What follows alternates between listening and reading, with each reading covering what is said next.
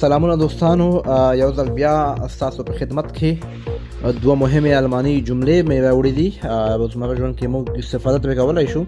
دوستانو، زما همیشه همدا کوشش ده چې ستاسو لپاره هغه جملې تیارې کړم، هغه لغتونه چې تاسو ته په روزمره ژوند کې په درد وخوري.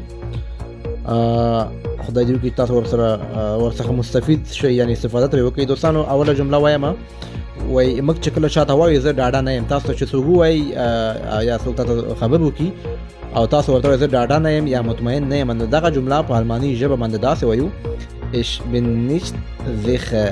sicher هم ده او sicher هم ده. بله جمله وایم، زه باید اوس لاړ شم.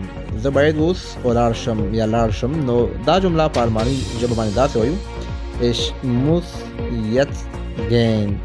دوستانو، تاسو کولی شئ زما یوټیوب ته ورشئ، یوټیوب نوم ده ناصر احمدزی، او در سره دغه اکاونټ فالو کړئ.